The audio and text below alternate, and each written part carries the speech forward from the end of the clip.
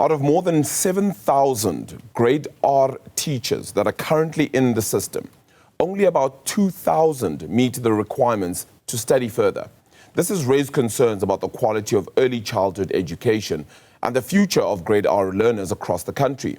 Basic Education Chief Director Enoch Rabotapi provided an update on the upgrading of qualifications for grade R practitioners in Parliament, and he joins us now for more. Enoch, thank you so much for the time. Let's get straight into this and help us understand it a little bit better, if you will. It's the qualifications that are needed to upskill where they currently are, or is this to currently do the job that they're doing right now for these grade R pupils? Good morning. Good morning, Arabile, and good morning to the viewers. Just to indicate that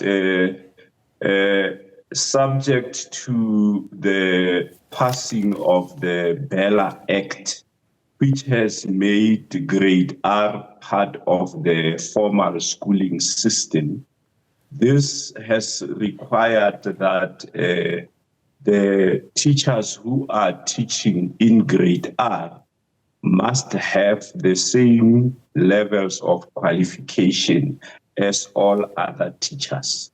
And all the laws and regulations that apply to education from grades 1 to 12 will now also apply to grade R.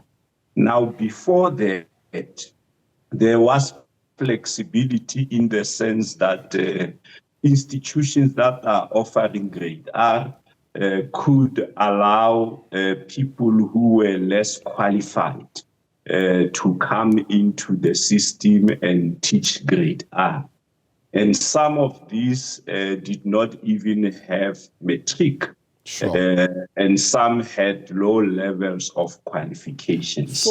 Now, because of the fact that now it's part of the formal schooling, all of them are required to have the same teaching qualification. Hence, we have embarked on this process. I mean, at this point, it feels like a bit of an oversight then, because that means we've consistently been hiring underqualified or even unqualified grade R teachers for a very important role, which is significant to the early childhood development of a student. How do we get, now there's just over 2,000 that are eligible, the remaining 5,000, how do we get them ready for course? So does this mean we need a complete overhaul?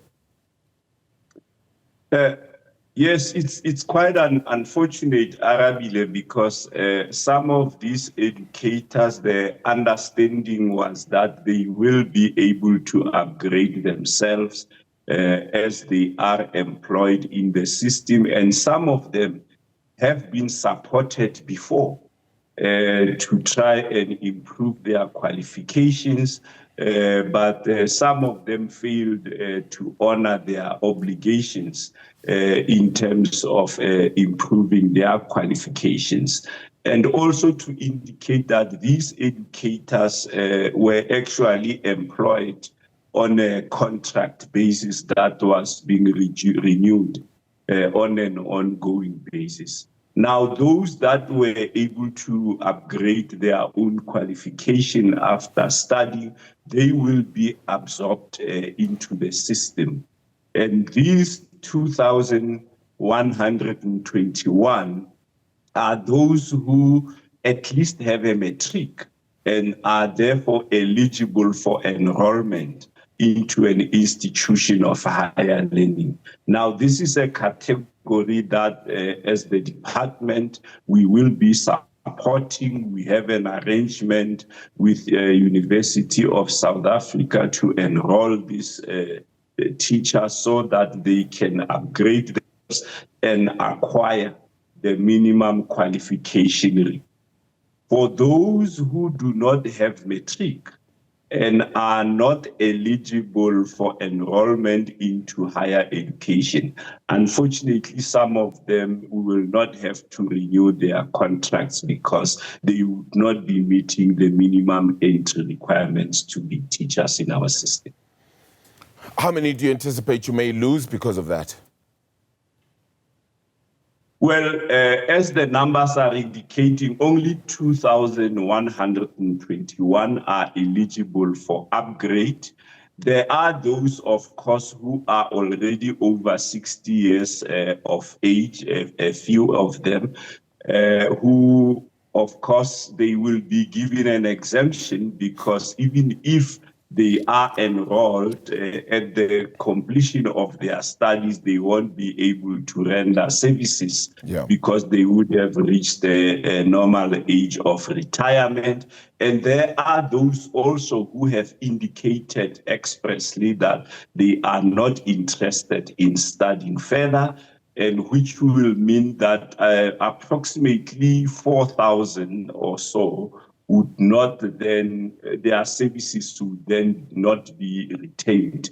But we also need to take into account the fact that there are also a lot of qualified grade R teachers out there who are currently out of the system. So it's not that as a department we will be facing a crisis, but there is a pool of unemployed educators that can come in and take over the spaces. And we believe that this is a necessary step in order to improve the quality of our foundations. You've partnered with UNISA to facilitate this upgrading program, if I'm not mistaken. But yes. What are applications looking like at present? Has that been a fast roll-up? I mean, you've just spoken about some people who say they're not willing to actually upgrade or not keen to go back to school. Yes, firstly, it must be explained that it is up to these identified categories of teachers to tender their applications to UNISA.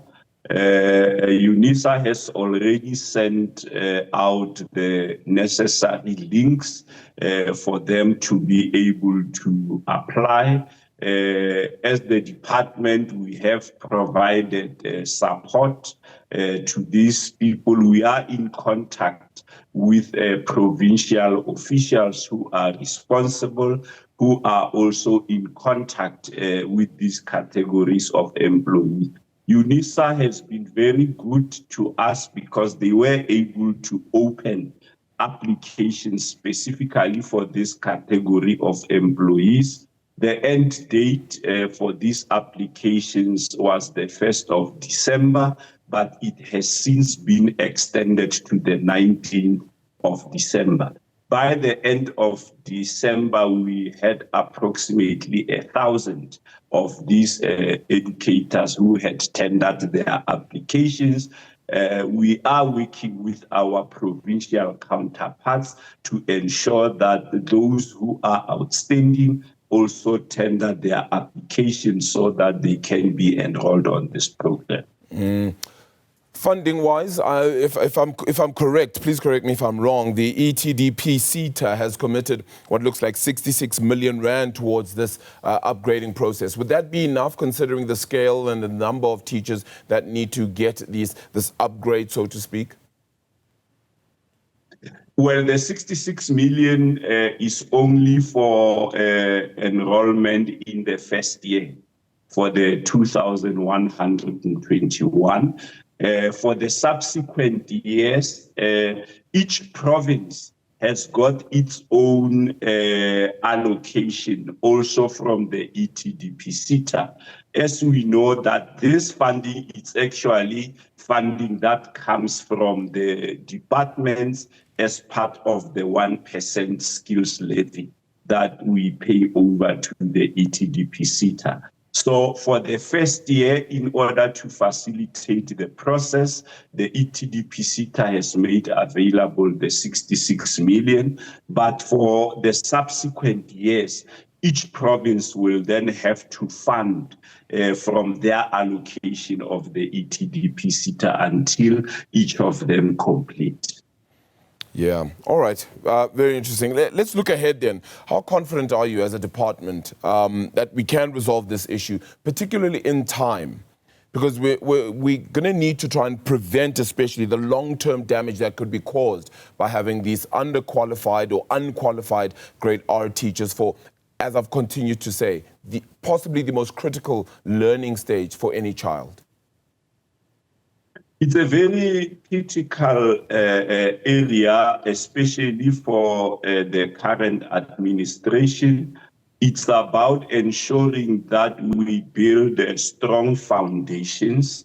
There's a lot of research that shows that if learners are not having strong foundations, especially around the areas of numeracy as well as literacy, which is about the ability to read, they tend to struggle in the later years. So it's important to ensure that we improve the quality of our foundational learning and that we improve the quality of our systems at foundation phase level. And this starts with ensuring that we have teachers who are competent and teachers who are properly qualified, because studies shows that the quality of any education system is as good as the quality of its teachers. So it's not possible to improve the quality of the foundation phase if we do not address the quality of teachers at that level. And this is part of that process. Absolutely critical, in a stage that I know that the minister has also been speaking about quite significantly too. Enoch Rabotapi, thank you so much for the time. Appreciate it this morning. Chief Director for the Department of Basic Education, as we just talk about the upskilling of the education sector, particularly teachers in grade R.